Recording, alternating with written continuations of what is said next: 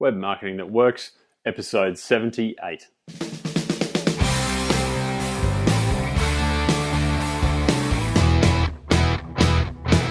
Welcome to the Web Marketing That Works podcast. Come behind the scenes of real-life marketing experiments and listen in as amazing guests confess the truth about what really works. Now, here are your hosts, Adam Franklin and Toby Jenkins. Hi there, my name is Toby Jenkins, and this is the Web Marketing That Works podcast. Thanks so much for joining me today. This is the show for people who love marketing on the web, and today I'm going to take you behind the scenes of real-life marketing experiments from a company called Beepo. And my interview today is with their CEO and founder, Aimee Engelmann. And Beepo is a business process outsourcing company in the Philippines. And we'll be jumping into the good, the bad, and the ugly. Today, Aimee shares some of her journey of how she has grown Beepo from 0 to 150 staff in a single year. So it's an absolutely extraordinary journey that she's been on. And she talks about why her first clients were so critical to her growth, and also some of the plans and the routines that they go through and some of the wins that they've had in terms of using social media and also content marketing. So she's got some really interesting insights in that regard, particularly because she does have a marketing background as a marketing professional and then owning her own agency as well. She also tells some very interesting tales about how she has tried to outsource her life, and she definitely lives and breathes outsourcing. So it's really interesting to hear her personal experience with it too. This show is brought to you by our book, Web Marketing That Works, and specifically the bonus 33 free templates that go with it. You can download them from bluewiremedia.com.au/book. Let's jump into it. Aimee, so good to have you on the show with me. Thanks so much for joining. Oh, thanks for the invitation, Toby. Oh, no, it's a pleasure. I'm excited to jump into your story. I know there's so many exciting things going on with Beepo. We'll get into that in a second. But just before we do, I'm always interested to know what sort of fires you up to get underway each day?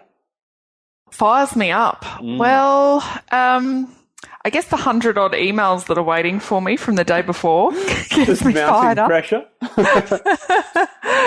But look, what I am passionate and I believe what kind of gets me going and gets me excited is working with business owners. That's what I really like doing. So if I think about what I'm passionate about and what makes me tick, it really is talking to business owners and helping them. And yeah, that's what I love doing.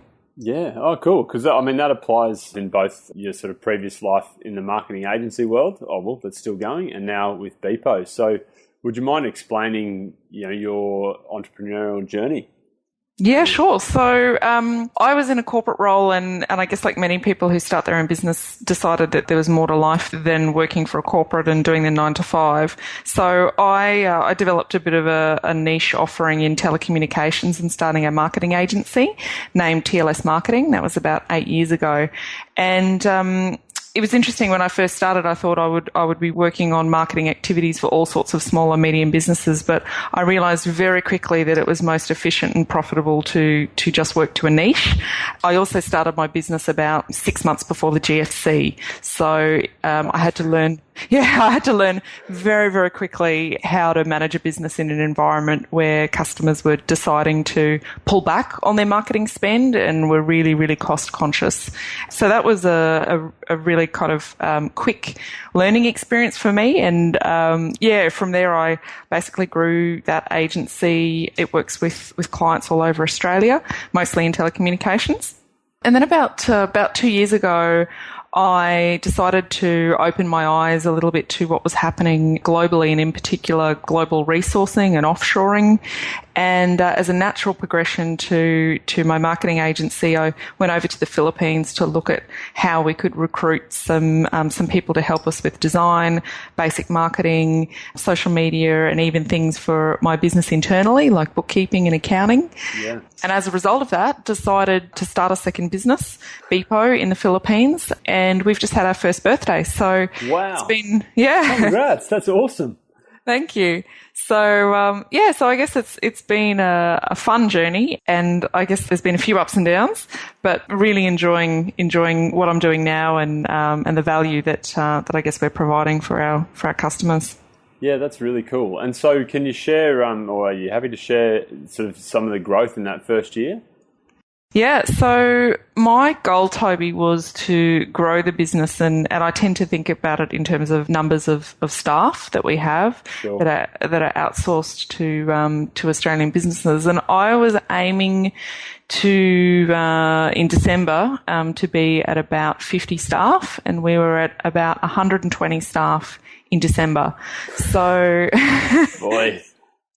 It was a fast and furious 2014. And as I said, we've just had in April, we've just had our first birthday, and we now have 150 staff at Beepo. Wow. Aimee, that's amazing. Okay, so we're going to dive into this growth story because I think it's incredible. It's an incredible one. So can you tell us just a bit more? So the team's up in the Philippines. I mean, you're based in Brisbane, so how does that work in terms of a distributed team and your management of it and that sort of thing? Yeah, so from a geographical point of view, one of the good things about the Philippines is there's only a 2-hour time difference. So it's very easy to work with my management team in the Philippines. When I first started doing business over there, I really challenged my perceptions and my thinking around, could I have a management team that is based out of the Philippines? And when I say management, I mean everything from IT, HR, client experience, all of my accountants, bookkeepers, all those sorts of resources. So when we started over there, we really challenged that. So my whole management team are in the Philippines except for sales is in Australia. Right. So we do a lot of work remotely, and I guess I'd already been running a business remotely in my marketing agency because all of my team were working from home and we were working with clients all around Australia. So my previous business was very cloud orientated. Everything was in the cloud, and we'd been doing that since day dot. So I did take a lot of knowledge of how to run a remote business and a cloud business, and I brought that with me over to Beepo. That's almost the perfect grounding, really, isn't it? Yeah, it was, and it just seemed to fit. But I guess in addition to that, in addition to kind of using great technology and using cloud and the time zone, the other thing is we did spend a lot of time traveling. So myself and my husband did typically spend in that first year about a week every month in the office in the Philippines, developing our team and our processes and our structure. Yeah. Oh, that's brilliant. That's really good. And so in terms of, I guess, can we jump into the marketing philosophy side of it now? Because you've come from a marketing background. You've now grown a business from 0 to 150 team members in 12 months. How does that all sort of fit together? Yeah, I have to admit, Toby, as a marketer, I couldn't really put my hand on my heart and say that I have marketed Beepo in the way that I thought that I would when I started out, right. And thought about the marketing strategy and thought about how I would have done it. The reality was very different to what we had planned. And the reality is that because offshoring and outsourcing is quite new to the small and medium business segment, that our business has really grown a lot through referrals and through the growth of our existing clients who have had a good experience and then decided to expand and grow their team in the Philippines. And is that expansion in terms of the services that they access through you guys? Is that...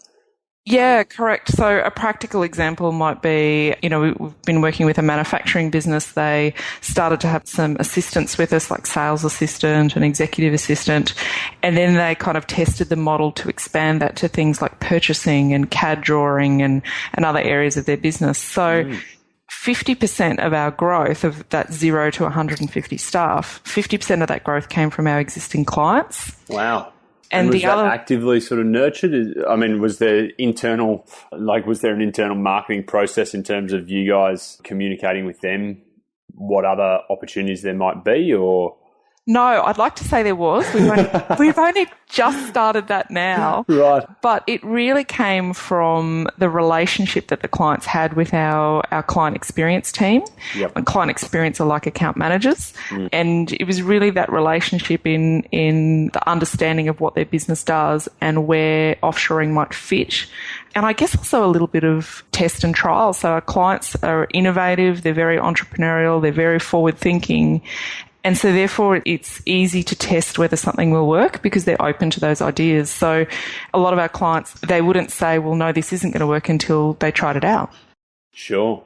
I guess that, in a way, the product fits that psyche in that your customer has that psyche before they even get to you. So that works enormously in your favour. Yeah, and I think going back to the other 50%, how do we grow through marketing? Because offshoring is a relatively new concept, I think it works very well on a referral basis because people want to be working with people that they know and trust. Yeah. So another big part to our growth has been formal and informal networks and I guess the referral nature of those networks. Yeah, so how do you distinguish between formal and informal? Well, informal that's a really good question. Informal and formal. So formal relationships, we do actually ask for referrals from some of our customers. So that would be more formal introductions. Strategic partnerships would be another. So we've got some strategic partnerships with some educators and trainers who do tours in the Philippines. Yep. And informal, I mean, it's interesting. I go to a few business events every month and I meet people, and I guess maybe I'm selling myself short. So I do have a little bit of a structured way that I might foster, a relationship if I've met a new person. Yeah. To give you an example. Can you share that process? Yeah, so to give you an example, week before last, I went to an event in Brisbane called The Collective at Business Depot, and they did a really cool event, actually. They had business speed dating, where you went and were meeting other people that were part of this group, and it was a really great way to meet lots of people and be introduced. After that event, I had all the names of the people who I'd met, and I actually then sent that off to my social media assistant in the Philippines, who connected me with all of those contacts in LinkedIn, but did that in a personalised fashion. So instead of getting the usual just connect request, they actually, said, oh, hi, we met, at the Business Depot event last week. Would be great to connect on LinkedIn. Then also having a look for them in Twitter and following them on Twitter. And as a result of that, I already had one of those people that I met refer us on to another business client who contacted us a couple of days later to say, oh, look, can we come and have a chat to you about offshoring? So that's one practical example where just through, getting out there and talking to people, we then find that those informal referrals come into us. Yeah. One of the things I think that people really underestimate about social media is the ability to build a relationship and deepen a relationship to a certain extent, where you actually can make the contact and then keep the contact. And I mean, it's extraordinary that it's turned around in a couple of days to be new business for you. But that kind of process is so powerful. Yeah, it is. And we've also just found this week, I'll provide another example. My husband, Mark Engelmann, has just started doing regular publishing on LinkedIn. Great. So one of the things that we talk about is we get to the end of the day, and after we've put the kids to bed and had a glass of wine, we sometimes talk about an insight from that day or an experience or something that's been a bit unique. And we actually, not every night, but most nights, plug out just some key points for a blog. And then the next morning, Mark will actually write that. He's a pretty quick writer, so he knocks that out and then posts that on LinkedIn. And he's just started doing that in the last, I think he's only posted 2 blogs so far. But we've been contacted by someone that he was connected with on LinkedIn after reading that article, has come back to him and said, look, Mark, let's catch up. I want to have a chat to you. Wow. Instant results. I mean, that's amazing. That's a pretty good ROI on effort. Yeah, well, we're continuing to do it now. Mark said, oh, that's pretty good. It didn't take me very long. And I'm like, yeah, well, it does. It's basic stuff, but sometimes I think when you are running a business, it's all those competing priorities. And, we've got a lot going on at the moment. We're relocating. And I think as a marketer, I've probably not been as disciplined doing those sorts of things. But when we do get into the routine, we certainly do see the results. Yeah, I think routine is a really important piece of the puzzle, and creating marketing disciplines or any other part of business, or for that matter, life more broadly, fitness or health and all those sorts of things as well. So, your routines dictate often your results. Other routines that you guys follow as a business or from a marketing standpoint? Yeah, so I've got a couple of things that I do for me. So I work with my social media assistant on a posting plan for the business. And that is something that we have done from day one. And I guess when I talked about referrals, I think one of the things that is important to connect is that we are very active on social media. And from day one, we've been very open and shared a lot about our business and what we do and our people on Facebook and on Twitter and LinkedIn. So we do have a structured posting plan, and my social media assistant prepares that for me every Friday. So I review that on a Friday and sign that off for the coming week. It's not to say that other things won't drop in, but we have at least a minimum weekly posting plan. Sure. And what sort of frequency are you guys doing in that regard? Look, it does depend a little bit on resources, because I share my resources with clients sometimes. Yep. So, look, we try and post at least a couple of times a day on Twitter, and it may not necessarily be our own content. It might be, shares and retweets or commentary on other people's content. Mm-hmm. Facebook does depend a little bit on our events and what's happening in the office, because it does tend to be a very personal look at what we're doing. But we do try and do that weekly, but sometimes we'll have 3 or 4 posts a week, particularly if we've got clients in town or we're doing an event. So, yeah. And I mean, LinkedIn, as I said, we are now starting to publish a couple of times a week if we can. Yeah, right. Yeah, that's awesome. Well, that's great, Aimee. Thanks for sharing all that. Are there any other routines that you're following? Yeah, routines. So our social media posting plan happens weekly, both from a personal and a business point of view. Some of the other things that we work on from an email campaign is we're starting to aim for every 4 weeks to have a dedicated contact with our customers. So we talk to our customers differently to our prospects, naturally. Cool. But Mark and I do a quite personal email to our customers, giving them an update on what's been happening in the Philippines office. And then our prospects, we are also aiming for monthly. At the moment, we're kind of lumping them all in one, but our goal is to start to segment those prospects a little bit more and kind of apply a little bit more nous to what we're doing. But at the moment, something's better than nothing. So, sure is. So all of our prospects get the same messaging. Yep. No, fair enough. And on that front, what tools are you using for your social media scheduling and your email marketing, that sort of thing? Yeah, so we've just started to move over to HubSpot to give that a go. Great. So we're using that for our scheduling. We used Buffer in the past, but yeah, also using HubSpot, email, MailChimp in the past. But again, we've got that sitting in HubSpot now. Yep. And, I guess our plan, because we're in the process of rebranding as well, we're going to redo our website and really learn to use HubSpot probably a little bit better than what we are now. But yeah, that will be an interesting tool for us moving forward as we start to spend a little bit more time on our marketing.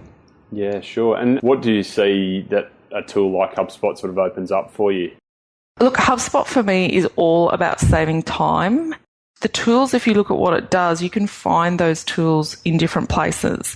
So, if you're a business that is maybe a little bit more budget conscious and doesn't want to spend money on an all-in-one service like HubSpot, you can find what HubSpot does through different applications. But what I love about HubSpot for a business of our size is that you don't have to use 10 different applications and it all sits in one interface. Yeah. And you can actually track the customer journey, if they have returned to your website and then they've downloaded a piece of content and then they've watched a video on one of our email campaigns.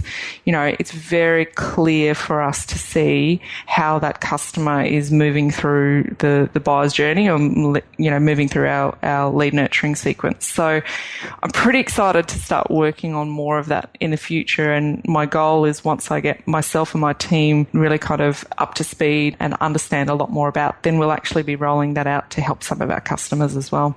Oh, cool. Yeah, that's great.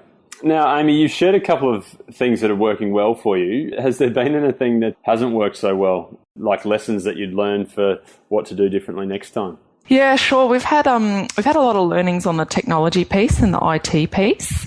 And, it's interesting. You can have, and I'll give you the short version, you can have the best internet connection in the world in Australia and the best internet connection in the world in the Philippines.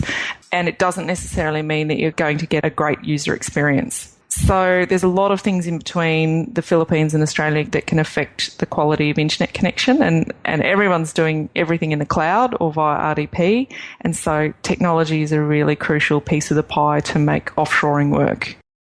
Sure. So some examples of that? Yeah, so some of the things that we've learnt is around how to manage our network to ensure that the bandwidth is controlled and that we can do things like prioritise certain traffic over others. For example, if clients are using VoIP to take and make calls from customers and to customers, we want to be able to prioritise that traffic on the network so that the voice calls are of the absolute best quality. So it's, for us, it's been about partnering with the right vendors that know a lot about that offshoring scenario so that we can make sure that our customers have great internet connections, really good voice quality, so that really it looks and feels like those staff are in Australia, even though they're in the Philippines. Yeah, sure. And on that front, are you partnering with Australian firms or Filipino firms? Yeah, actually Australian. So it's funny, in entrepreneurial circles, and I'm a member of an organisation called the Entrepreneurs Organisation. Yep. I'm on the board for the Brisbane chapter. A lot of our members, there's about 140 members in Brisbane.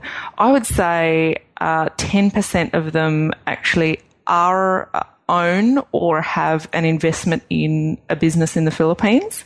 And I would say about 50% of our Brisbane chapter members are doing business in the Philippines. So they might have staff, or they might have, part-time or full-time or managed service staff in the Philippines. So it's been interesting to find some great Australian suppliers, Australian owned and operated businesses that are all providing support services in and around the offshoring industry. And there's quite a few Aussies who are in the industry now, and, maybe not that have been around that long, maybe similar to me, have only been around a year or two.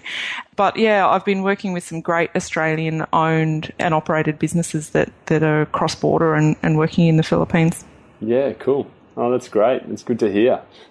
I mean, certainly we've experimented with outsourcing overseas and remote teams and what have you as well, all over the world, actually. We've had sort of people in Mexico and the US and the UK, as well as the Philippines and India and China and everywhere else. And it's been a fantastic way, I've found, to really tap into the people best suited to getting the work done. It's been an extraordinary journey for us.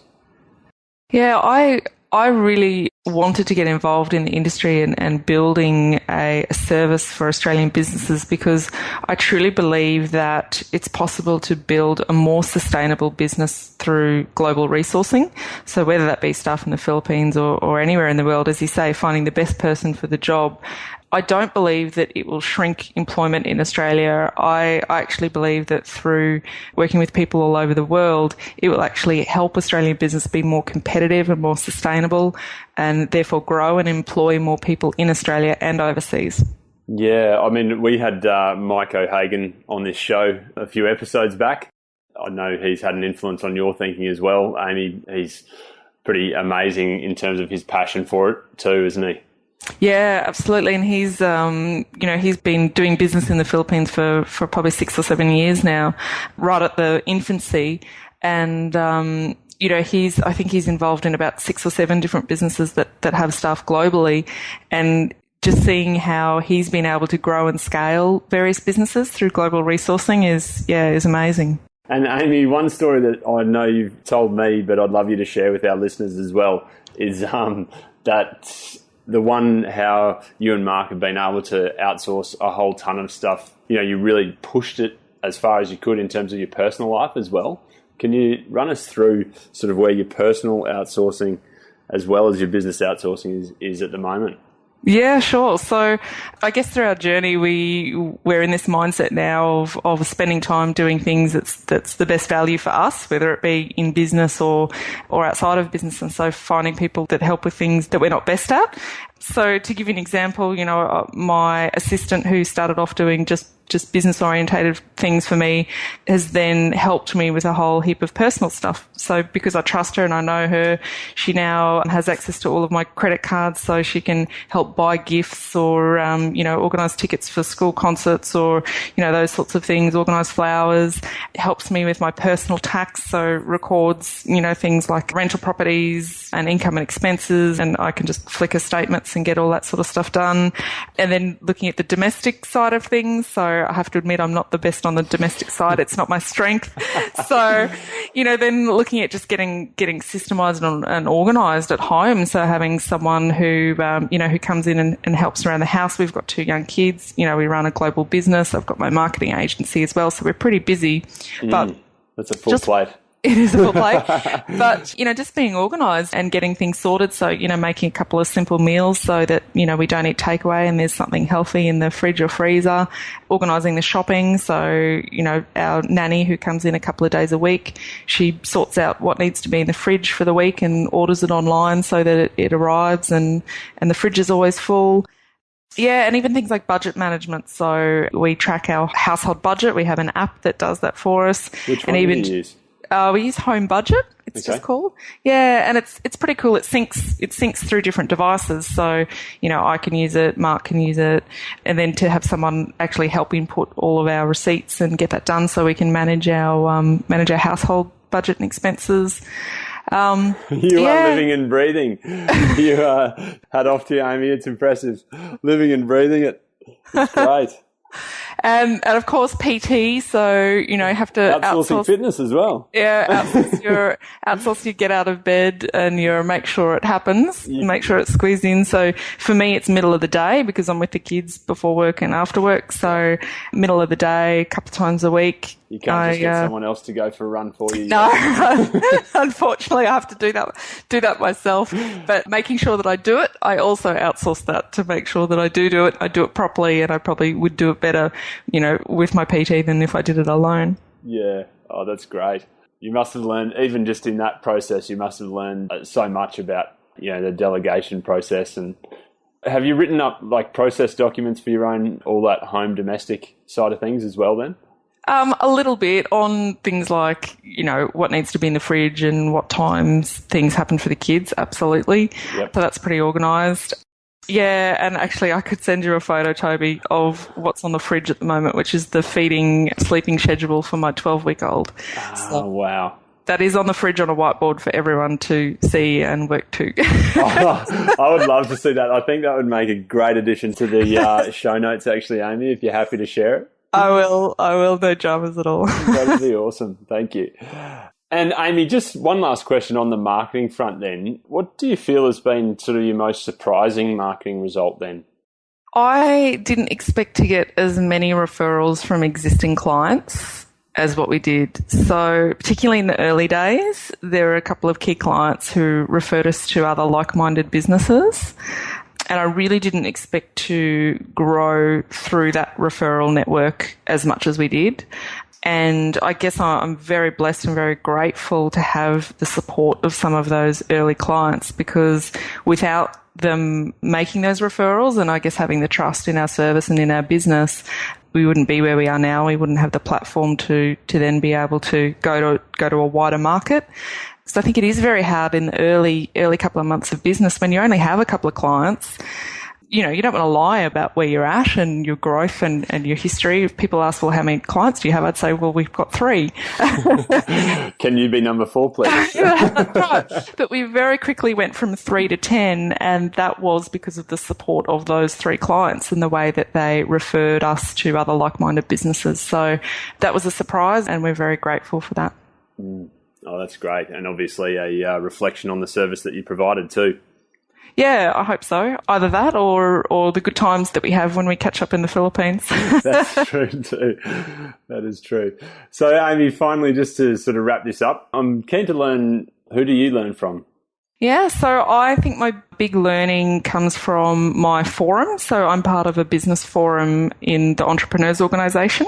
Yep. which is all about peer-to-peer development for high-growth entrepreneurs. So that would be number one. Number two, business coaching.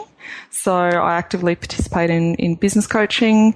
Number three, I do spend a fair bit of time on Twitter and LinkedIn reading articles from, people like yourself and other people who are thought leaders and good at what they do. And Thank the fourth, you're welcome. And the fourth is probably, and this sounds a bit corny, but it's my husband. He and I have different points of view sometimes, but we're very passionate about the business and we're both in it and we both know it very well. So the other thing that I like doing is kind of debriefing with him and talking about things and learning about, how we can do things better. So that'd That's be great. That actually flies in the face of quite a few people's advice to me anyway, which is about getting into business with your spouse. So it's really cool to hear that you guys have got a great story behind that.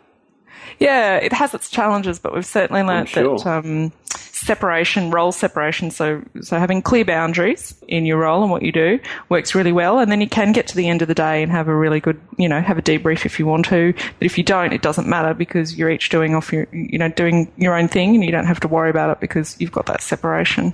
Yeah, that's really good. And has there been a book that has changed your life is one question I love to ask. A book that's or your changed worldview. my life. Perhaps not your life, but your worldview. Yeah. Gosh, I'm one of these people, Toby, that pick up a book and I read the first kind of 40 pages and then it sits on my bedside table with the other 10 books that I'm due to finish. Fair enough. But can I answer that question in a different way with Sure. who is a speaker that I've seen recently that has changed my worldview? And I was lucky enough last year to see a guy called Mark Moses, and he's a coach to entrepreneurs. And his session that he did was only about an hour and a half, but had all these nuggets of gold of, how to build a $100 million company and what makes entrepreneurs successful. And one of the things that has stuck with me ever since is about add a zero.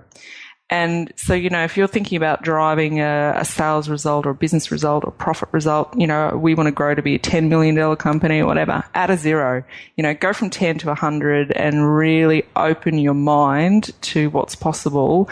And, even if you only get half of that, you're on your way. Yeah. What your previous goal was, right? That's right. And so, add a zero stays with me because it's the whole process about your mindset and making sure that you really don't stop yourself from being successful or you don't put limits, limiting beliefs or have those limiting beliefs. And, so that's one that sticks with me. Yeah, that's great. We'll use that as the quote from this interview for sure, Aimee. Is he the guy that you're using then for your business coaching or? No, not at the moment. He's pretty expensive. Oh, he adds a zero, does he? Follows his own advice. Yeah. Sure. So no, and I tend to change coaches at least once a year because, different coaches for different things. Sure. But as I said, the Entrepreneurs Organisation has been absolutely the number one thing that's drived my business and kept me energized and interested. And it's what actually got me over to the Philippines in the first place.